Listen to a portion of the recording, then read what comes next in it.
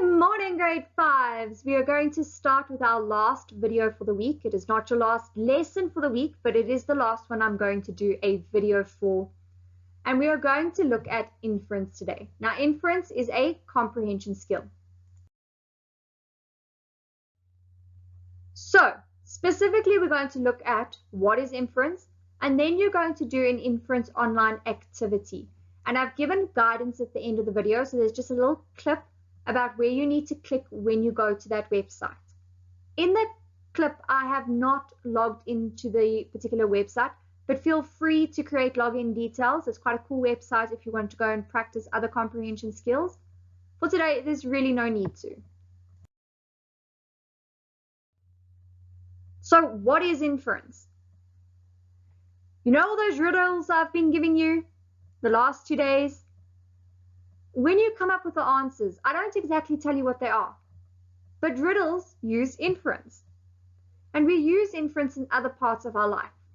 So, if your friend comes to school with crutches, you're going to think, well, something must have happened to one or both. Well, to one. If it was both, they wouldn't be on crutches. So we know that something must have happened to one of their legs. And that is inference. It's looking at what we know and taking what we can see to come to a conclusion. So inference is like reading between the lines. It requires you to use clues from a text and what you already know to make an educated guess.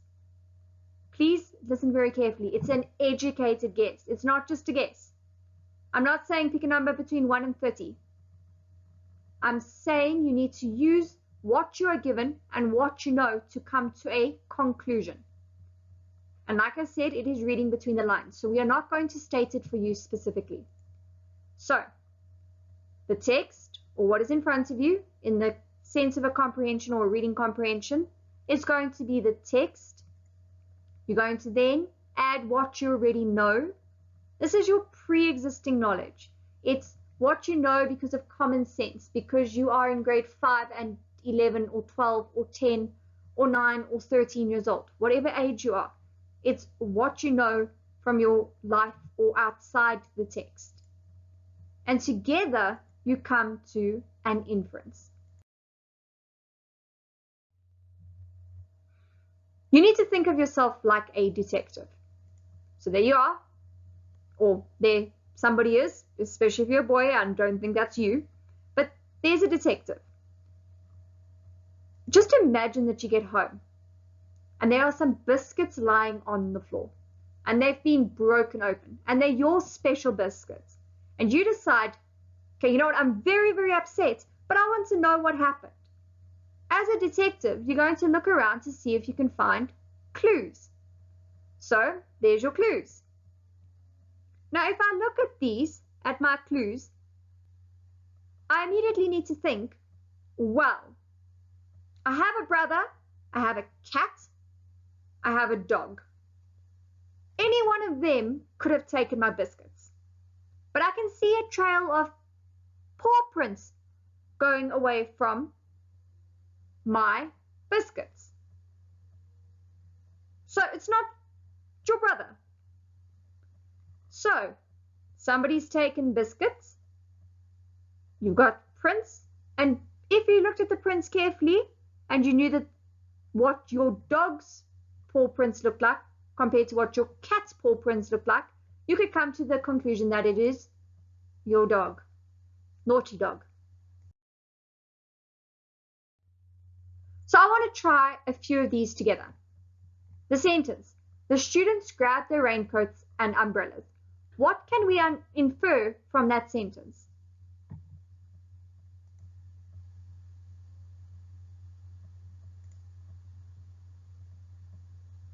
Well, if we look at it, raincoats, umbrellas.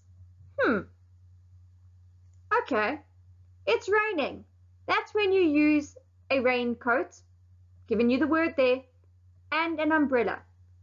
You're not going to put them on because you want to go and play a nice game in the sun. I mean, you might have a funny game like that, but if you're going to grab your raincoats and umbrellas, it means that Either you came to school when it was raining or it's currently raining. Let's try another one. Jill puts on her pajamas and brushed her teeth. What can we infer from this sentence?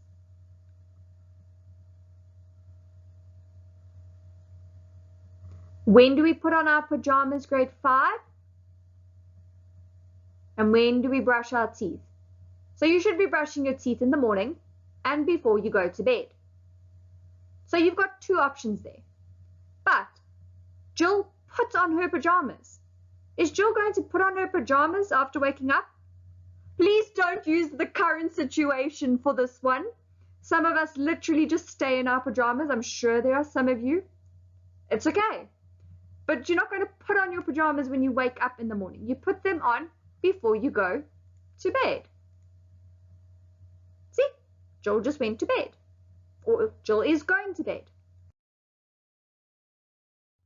Let's try another one. I begin my day by cleaning my patient's teeth.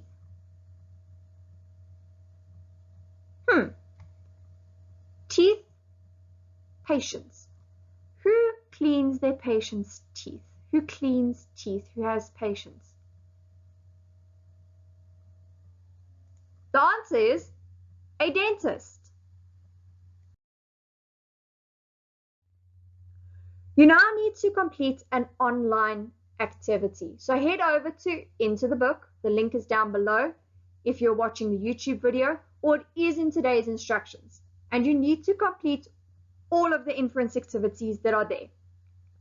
For the 2 pen pal options, and it says dear or a letter from Asia, please choose the who am I or who is he option.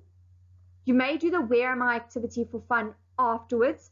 I have specifically not asked you that you have to do those 2 options because they are based on America and you may not know the exact locations that they refer to. But go and do it for fun and see if you can get there. I really, really, really hope that you are having an awesome day. If you completed the online activity and you struggled, I have included a few more activities in the folder on the OneDrive, so feel free to download them and look at the answers. They come from somewhere else, so the answers have only been provided as a picture. And remember, inference is all around you, grade 5s, so I hope that the next time you read a story, you make notes of when you are using inference.